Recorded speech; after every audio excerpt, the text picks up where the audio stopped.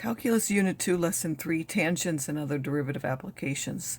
So we want to be able to find the equation of the tangent line at a point C. So we find the slope, which is simply by taking the derivative. So you're going to take the derivative and then evaluate at that point C. And then you're going to use the point, of course, where the tangent touches, which is the point that you're finding it for, which is C, f of C. And then you can use either point slope form by putting in y minus the function value and then the slope times x minus the value you're trying to find the tangent at. Or you can simply use slope-intercept form y equals mx plus b. So this example says find the slope of the function 8 over x squared at 2, 2 and give the equation of the tangent line. So first you're going to take the derivative of the function and write it as a power function so that we can take the derivative. Then you're going to take the derivative. Again, you take 8 times the minus 2, minus 16, decrease that power by 1, giving you minus 16 over x cubed.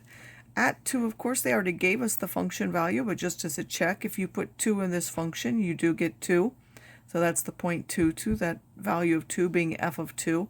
And then the slope is f prime of 2 at that point. So if I put 2 in this function, which is the derivative, I end up with minus 2. So now when we want to find the equation of the tangent line, we're simply going to take y minus the y value of the function 2 and take the slope times x minus the x value for the function and simplify. Or we can use y equals mx plus b, where the slope is minus 2, and then put in the point 2, 2, and solve for b and write our equation. Besides, slope derivatives can also give the rate of change of one variable with respect to another variable, so it can be any kind of variable. It doesn't have to be y with respect to x. One common use is motion along a straight line. For that motion, if it's going left and right, left will be a negative and right will be a positive. If the motion happens to be moving up and down, then up will be positive and down will be negative as the normal convention.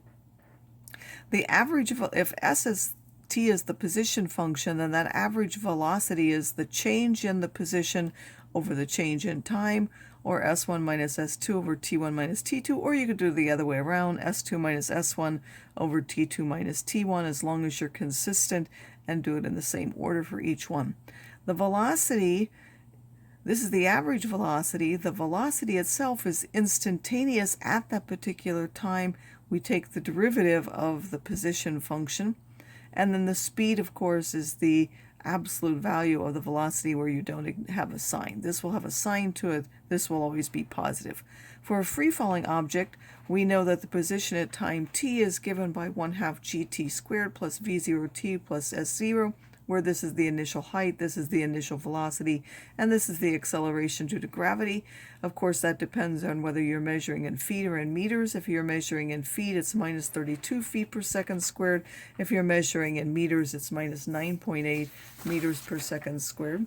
So an example of that is, if you have a silver dollar that's dropped from the top of a building, 1,362 feet tall, what are the position and velocity functions for the coin? So of course this is the initial height s0. If you're dropping it, the initial velocity is 0, and since it's in feet, we're going to use g as minus 32 feet per second squared.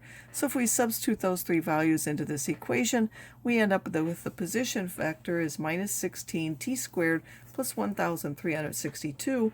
The velocity function, is the derivative of that, which is minus 32t.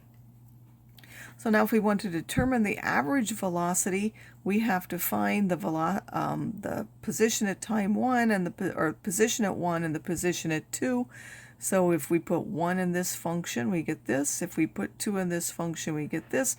I'm not sure why I didn't calculate those. I didn't. I just put them in here as s2 and s1. And then I took the difference in the times as well, 2 minus 1, which gave me 1 on the bottom. If you calculate that, that's minus 48 feet.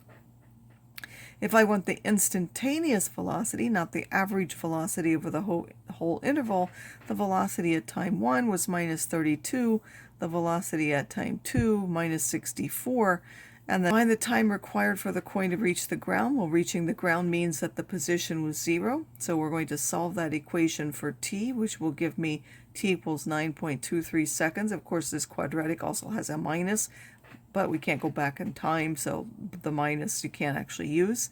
find the velocity of the coin at impact. We want the velocity for the coin when it reaches the ground. Well, we find the time when it reaches the ground, so we're simply going to take the time and put it in our velocity function and get minus 195.36 feet per second, which would mean it would be going about 195 feet per second downward.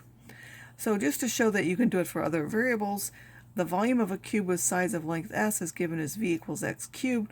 What's the rate of change of the volume with respect to s? So if I change s, how does the volume change? And I want to know when at s equals 6, so the rate of change of the volume with respect to s is dv ds, which is, now I take the derivative of that with respect to s, is just by the power rule, 3s squared, and then at s equals 6, I put 6 in there instead, and then I get 108 centimeters cubed change in volume per centimeter change in s.